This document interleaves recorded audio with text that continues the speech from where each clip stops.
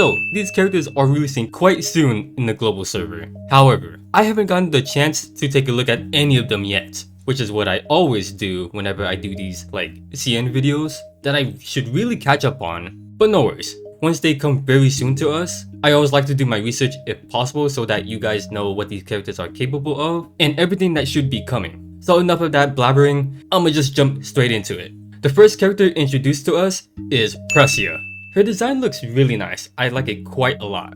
She's part of the protagonist, princess, and mythical faction. What's up with so many of these characters being mythical? If they're gonna keep this up, we need another mythical faction buffer. Her talent increases her attack and defense in battle. Before ending her turn, she can choose to use a skill called Time, where the duration of her buffs and debuffs are reduced by 1 turn in exchange to reduce her skill's cooldown by 1. She has another one called Condensation Time, where her buffs, debuffs, and skill cooldown are not reduced. Also, if she's in a danger zone when she uses her time, she gets a buff that lets her revive for 1 turn that cannot be dispelled or immunized, but will need to wait 3 turns to get it back. I know the translation is a bit weird, but so far, it's not looking so bad. For all we know, having a revive is ridiculously OP, but it's only for a short while though. And it looks like using her time mechanic is going to be a good way to reduce some of the more annoying debuffs like passive disabled and such. Meanwhile, using her condensation helps her be so much consistent. With the unique skill, she has a single target that does more damage when the skill of that enemy is being cooled down. Then after battle,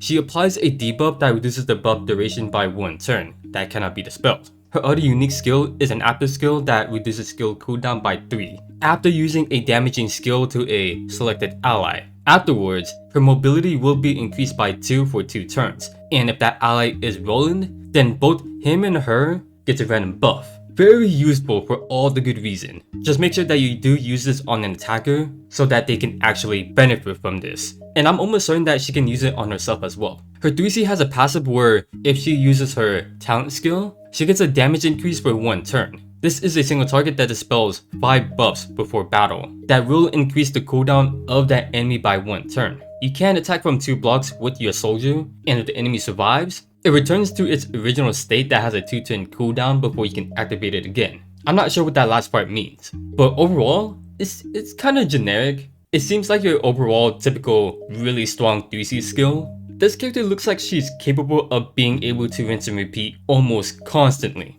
refreshing skill cooldown, maintaining them and her buffs, while even having a revive, so you are able to play a little bit reckless with her. I even like how one of her skills give her a mobility increase, which is very useful. Yeah, I don't know what to really say anymore about her. I feel like this character has so little going for her, but it actually like really works well for her. She's going to be using her skills quite efficiently, even kind of doing the same thing with her allies. As far as we can tell so far, she's going to be a really great single target attacker.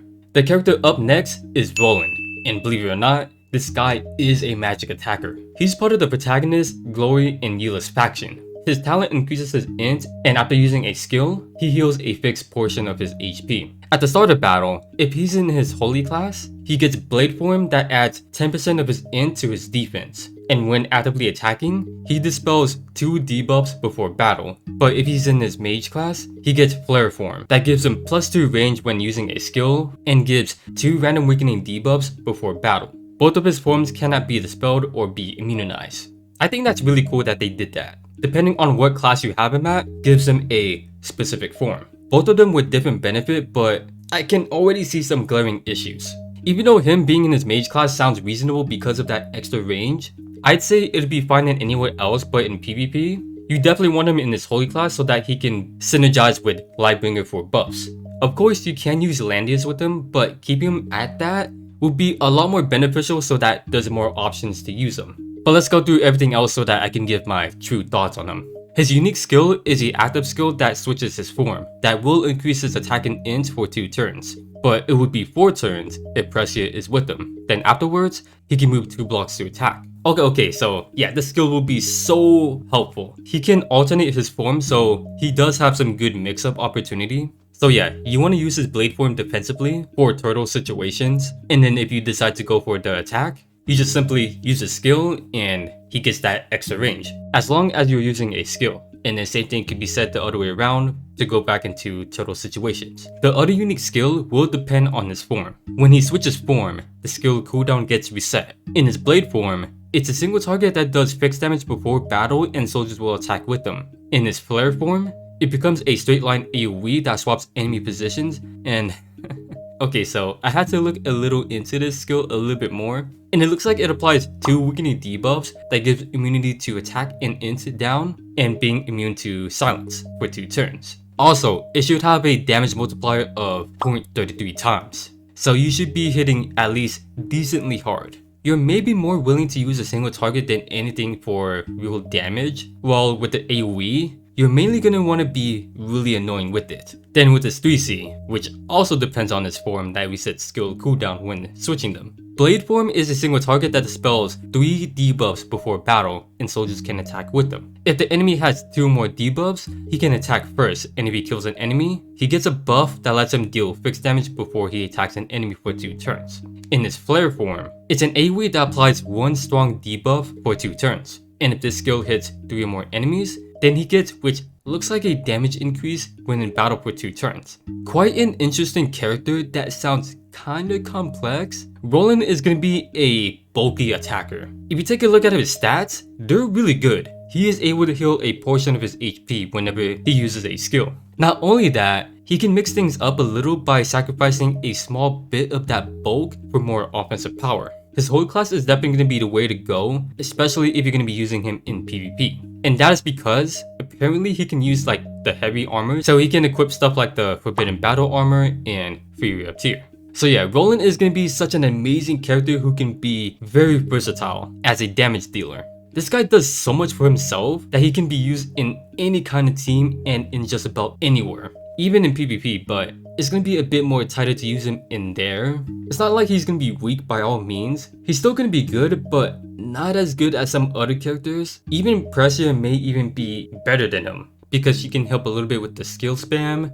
good control on what she has on, and overall, she is a bit more easier to use. The only thing that I don't really like about Roland is that whenever he switches to his flare form, he can't take advantage of his extra range because they purposely made that into an AoE. That's the part that I really don't like. With the exclusive equips, first up is the helmet for Julian. More HP, and if the enemy HP is below 100%, his range increases when using a skill, and there's a 20% chance of acting again after the attack, which can be triggered again after 2 turns. Need I say more? Having an extra range can usually always make a difference, and being able to act again is incredibly good. Cause imagine if he AoEs, then if he gets lucky, he acts again and is able to kill off anyone else who survives using his like 3C or whatnot. Cause Julian is the type of character that never really cares about surviving. That man would always be out for blood. So I say that this is a good fit on him. The other one is also a helmet for Lugner.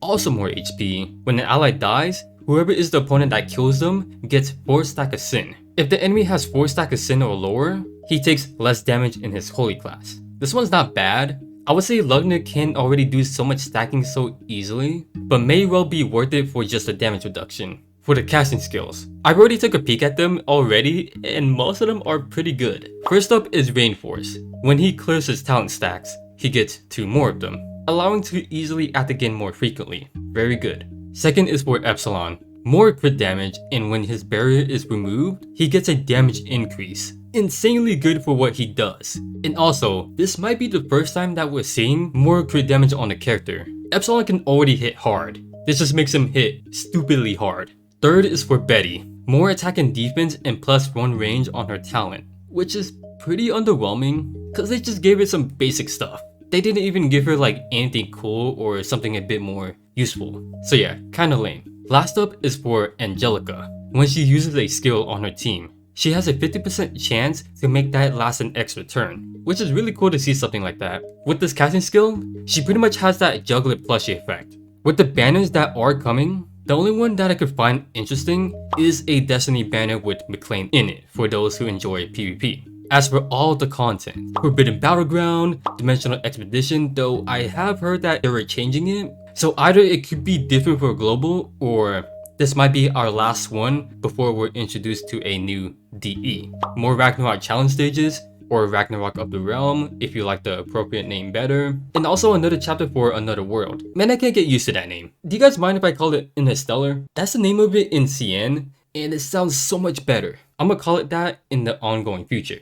So I hope you guys know what I'm talking about whenever I do say that. Anyways, yeah, a new Interstellar chapter will be unlocked, which is pretty insane how fast they're already giving it to us. A login event, and last but not least, something new that I think you guys will be amazed by. A battle pass. Now, I'm sure a lot of you guys know how it works, but to those who don't know, it has sort of the same system as with like daily missions and weekly missions where you fulfill certain conditions to get the rewards. So you do similar stuff like that with the battle pass. As you keep doing more and more missions, you get experience points to level up in the battle pass for more rewards. In this case, it's not actually XP but a certain like material or currency, which pretty much is the same thing as XP in this case. The actual name of it is called Perpetual Flameforge or Eternal Flameforge, but it's a lot more easy to say the battle pass since it's a common thing in most games, and I'm sure a lot of people are familiar with it. There's also this exchange shop, but the materials, you can only get them by buying it with actual money, which is pretty dumb. That was the only method that I found to obtain it, so there could be a chance that I'm missing something and there's actually another way of getting those. But another important thing that's in this battle pass are the equipments. So first up is a weapon that gives more attack and defense when under a faction buff effect, which isn't really giving a lot. Second is an armor that has a 30% chance of lowering damage taken if the skill is higher than the enemy. Not bad, but the restriction is kinda tight. It's a good second option for stuff like PvE and also in PvP as well, but I would say over there, I would just use some of the other better armors that has a almost guaranteed chance. Third up is a helmet when over 80% HP. When healing their team, skill damage and attack are increased by 10% for one turn. Amazing stuff for any kind of healers because from what I understand, if I'm reading this right, those allies will be buffed up a little bit so that they can work somewhat as an off-faction buff to an extent. Because in some cases,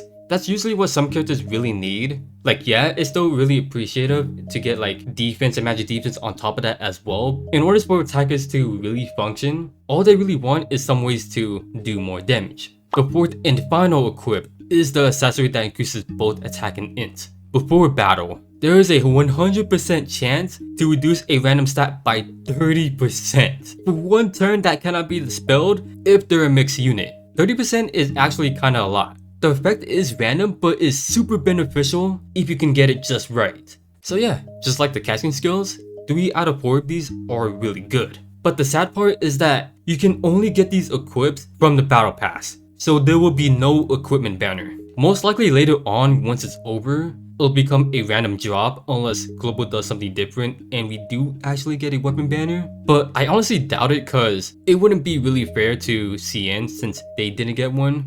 But hey, you never know. But I highly doubt it. For the new skins that comes along, the Echo of Light for both Roland and Precia. I actually like Roland's design a lot more. I don't know why, but he just looks more clean with it and kinda stylish. So it just kinda looks cooler to me. Precia is not bad, although I do find it really awesome that she's literally dual wielding. In the store, there are 2 wedding themed skins for Mariendo and Chloette, alongside some of the reruns as well. These skins should come a week later. There is also a Season 15 champion skin for Azusa. Did only occur in CN though. For the global side, we probably won't see this skin arrive until in like 2 months maybe, like around December, so we're gonna be waiting quite a while for this one. But of course, I'll let you guys know when it does arrive if I remember. Then finally, the martial arts skin for Edon Kelmo. It has that Halloween feeling going for it, which I think is what they were going for. Though by the time we do get it, October will be over. So yeah, better late than never. Oh yeah, and I did forget that there should be 2 new soldier skin, one for the Phalanx and the other one for the Bone Dino. There you guys go. About most of everything that CN got in this update. I know it's arriving very soon for global, so as always when it does, I'll be making another video with much more knowledge on the characters and such. I just never made a video on it when CN first got it, so there you guys go. I just been having lots of things happening to me for a few months, so it's just been very hard to make videos lately. I know I always make excuses, but I just can't help but feel like bad about it. because I always feel like that you guys are always waiting for something from me. But I still always appreciate what you guys have done for me, and I really do hope that you guys will continue to support me. With all that being said, I'm kind of really excited to see what this Battle Pass is all about, mainly due to me seeing that Epsilon Games are actually trying to incorporate something new for us that no one probably didn't expect. I feel like they're trying to experiment with it to see if the players enjoy something like this, which is a hot take to talk about, but the rewards are not bad. You get some scrolls for free and even the new helmet at the end of it all, which is very good, especially for the new players coming in. Now here's my take on it. As long as they offer like actual good rewards, like what they did with this one, I would not mind seeing this come back every so often. Like every month or two, having the final reward be something like a equip or something that makes it feel very rewarding. Cause if players see something like that, I can see this increase the player attention span by taking a look at those type of rewards. It may even get some of us to buy the premium rewards, which cost like 10 to 20 bucks. If you guys don't know what I mean by premium rewards, they're usually the stuff below like the free ones. They offer better rewards in exchange for real money. Still though, even if you don't pay, the free rewards are still kinda good. And not to mention the helmet. Like I said, the helmet is very good at the end of it. But yeah, feel free to let me know down in the comments what you guys think about all this. Thank you guys so much for watching and all the support lately, and I hope that you guys have a great day. Your fellow Z.